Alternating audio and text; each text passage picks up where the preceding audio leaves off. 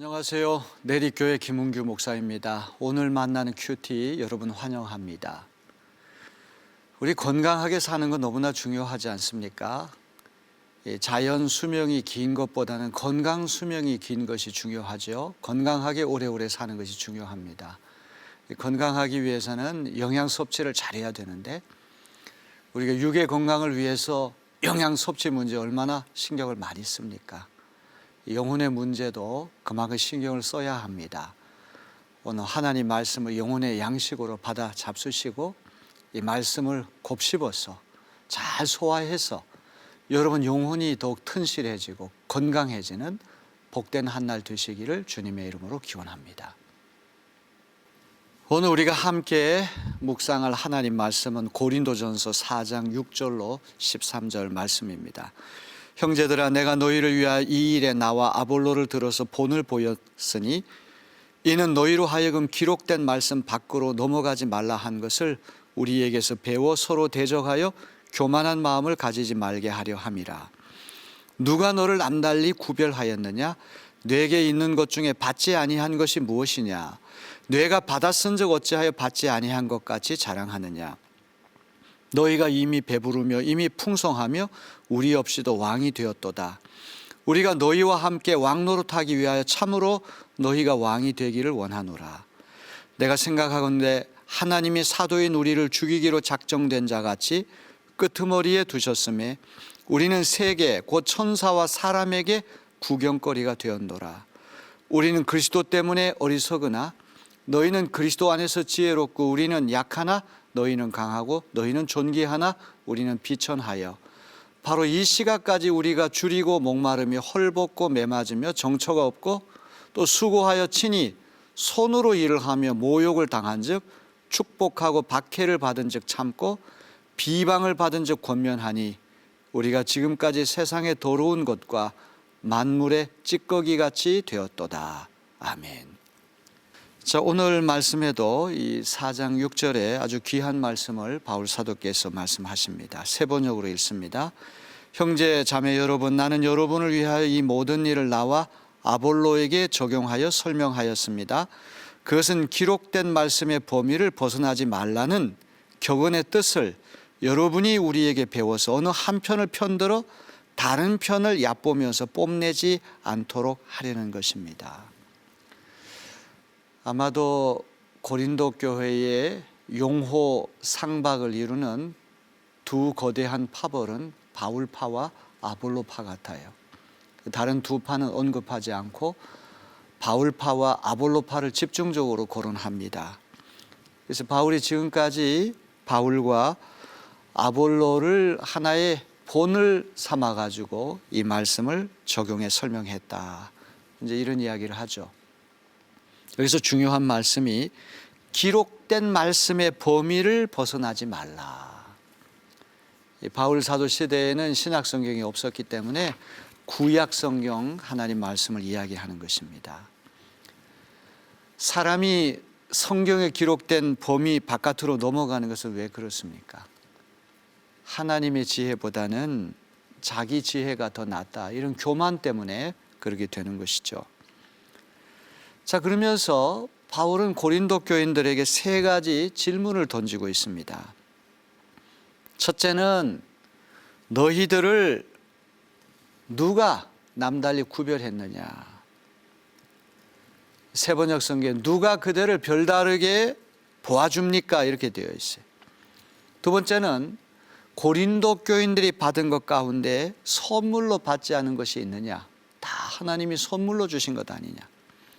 세 번째로 고린도 교인들이 누리는 모든 것이 하나님이 주신 선물이라고 한다면 왜 그 선물을 받지 않은 것처럼 그렇게 자랑을 하고 있느냐?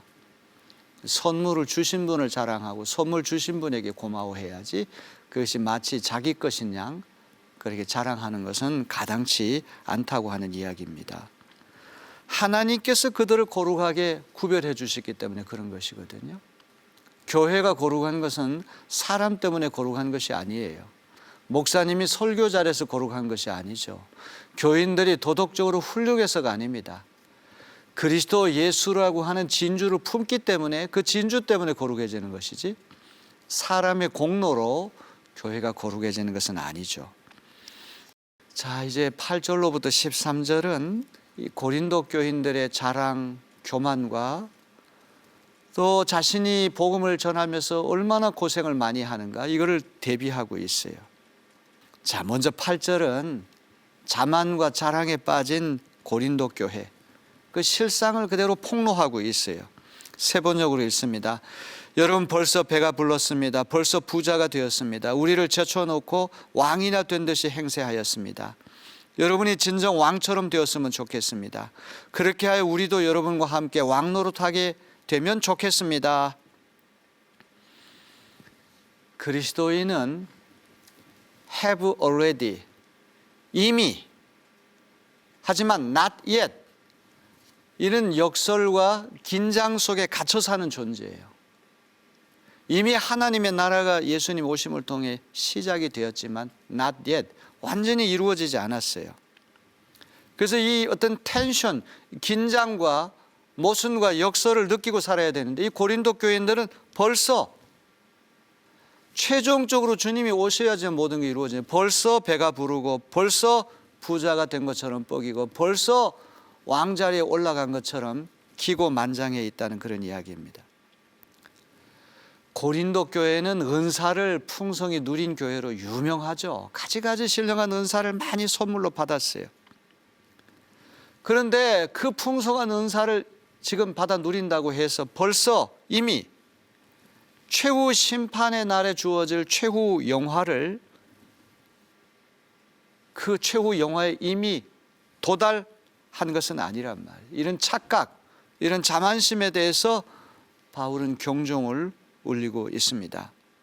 이제 바울이 얼마나 비아냥거리는지 8절 끄트머리에 자조 섞인 그런 조롱으로 빈정거립니다. 여러분이 진짜 왕이 됐으면 좋겠네요. 그 덕분에 우리도 왕노릇 좀 한번 해보게. 자, 이런 맥락에서 이 9절로부터 13절은 정말 예수님을 따라가는 제자는 영광이 아닌 십자가의 고난을 짊어지고 가야 된다. 십자가와 부활이 다 같이 가야 되는데 항상 부활의 영광이 있기 전에 십자가가 선행돼야 되는 거죠. 십자가의 고난 없이 부활의 영광에만 참여하는 것은 제자의 길이 아니라는 것입니다. 자, 바울이 자기 자신이 얼마나 고생하는가를 보여주는 이야기는 배부르고 부유하고 왕노릇하는 고린도 교회의 모습과는 전혀 딴판입니다. 자, 9절을 다 같이 볼까요? 내가 생각하기에 하나님께서는 사도들인 우리를 마치 사형수처럼 세상에서 가장 보잘것없는 사람들로 내놓으셨습니다. 우리는 세계와 천사들과 사람들에게 구경거리가 된 것입니다. 고린도 교인들은 승전국의 왕이 로얄 박스에 왕자에 앉은 것처럼 거들먹거리고 의기양양한데 자기와 사도들은 처형을 앞둔 전쟁포로나 검투사처럼 온 세상의 구경거리, 심지어 천사들 앞에서도 조롱을 당하는 우주적인 조롱거리가 됐다는 그런 이야기입니다. 자, 이제 13절 후반으로 넘어가면은 바울이 아주 과격한 표현을 쓰고 있어요. 우리가 지금까지 세상에 더러운 것과 만물의 찌꺼기 같이 되었도다. 세번역 성경은 이 세상의 쓰레기처럼 되고 이제까지 만물의 찌꺼기처럼 되었다고 하는 그런 말이에요. 당대 헬라어 수사법에서 가장 굴욕적인 표현을 골라 쓴 것이죠. 더는 내려갈 곳이 없는 가장 비참한 신세로 전락했다는 뜻입니다. 황금 왕자에 올라가 앉은 것이 아니라 세상 끄트머리에서 쓰레기 더미 위를 구른다고 하는 그런 고백이에요. 오늘 이 말씀을 1차적으로 목회 사역에 이제 종사하는 우리 교역자들, 또 교회의 중직을 맡은 이들, 장로님, 권사님, 집사님, 이런 이들이 이 말씀을 잘 곱씹어 보는 한 날이 되었으면 하겠습니다. 오늘날 많은 사역자들이 작은 인기나 작은 성공만 거두어도 한껏 부풀어 올라서 쉽사리 자만과 허영에 빠지지 않습니까? 벌써 배부르고 벌써 부자가 되고 벌써 왕위에는 올라간 것처럼 그런 착각을 하고 살 때가 우리가 얼마나 많습니까?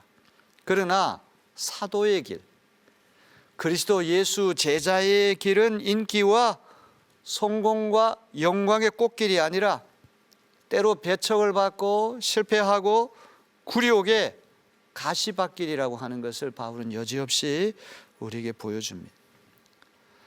바로 이러한 삶이 십자가에 달리신 예수 그리스도의 조준된 삶이라고 할 수가 있습니다.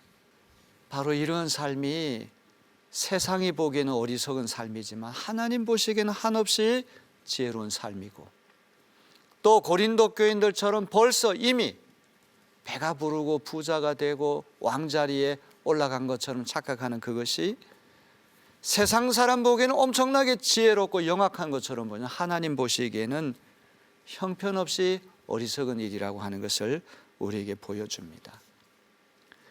이 교회 안에 들어와서도 우리는 여전히 세상의 가치관을 떨쳐내지 못하고 아주 영악하고 계산하고 합리적이고 모든 것을 물질의 기준으로 따져보고 이런 것이 오늘 우리의 모습이 아닙니까?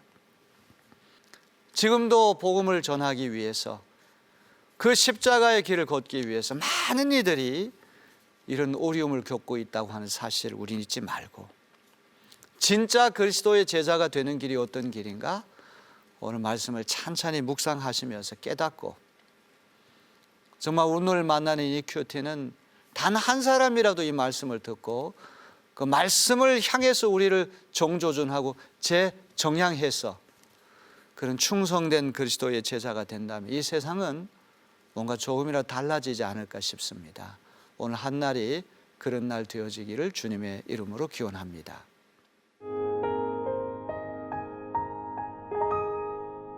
오늘 만나는 큐티에서는 시청자 여러분의 기도 제목을 두고 함께 기도하고 있습니다. 아래에 메일 주소 또는 CBS 오늘 만나는 큐티 홈페이지 게시판을 통해서 여러분의 기도 제목을 보내주시면 정성을 다해서 중보기도 하도록 하겠습니다. 오늘의 기도 제목을 여러분과 함께 나눕니다.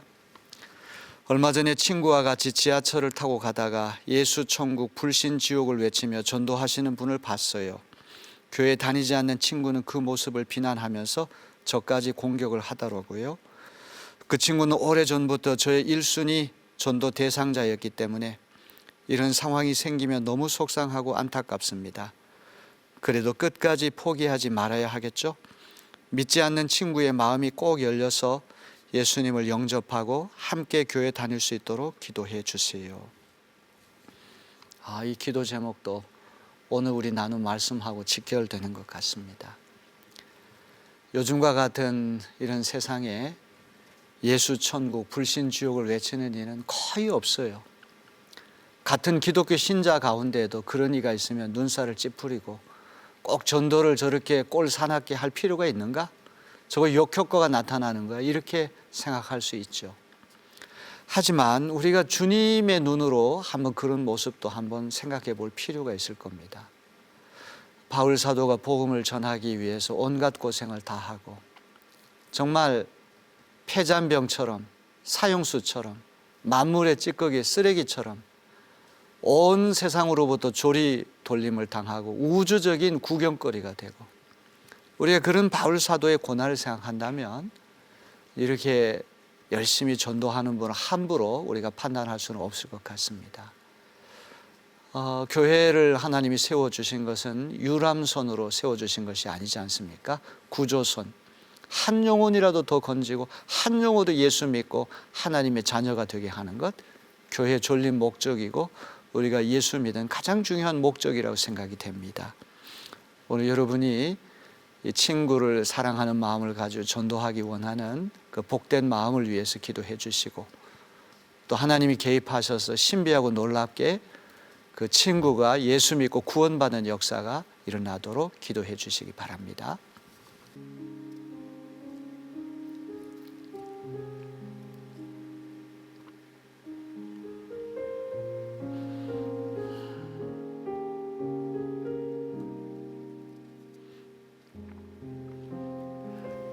사랑과 은혜가 풍성하신 아버지 하나님, 오늘날 노방 전도를 비롯하여 공세적으로 전도하는 이들 점점 찾기 어려운 시대가 되었습니다. 지하철이나 노상에서 예수 그리스도 복음을 힘써 전도하는 이들 쉽지 않습니다. 때로 욕설을 얻어먹기도 하고 때로 비난을 받습니다. 굴욕감을 느낍니다.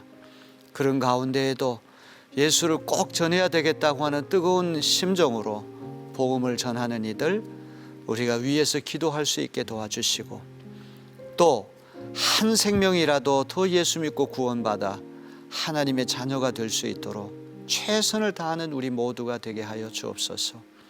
모든 사람들에게 모든 가능한 수단을 동원하여 모든 것이 되어서 복음을 전하겠다고 하는 바울 사도의 열정이 오늘 우리의 열정이 되기를 소원합니다. 오늘 기도 제목을 공유하는 이 귀한 분의 마음속에 포기하지 않는 인내심을 주시고 끝까지 그 친구에게 전도하여 그 친구가 예수 품으로 돌아와 구원받는 역사가 일어나게 도와주시옵소서. 예수님의 이름으로 감사하며 기도하옵나이다. 아멘.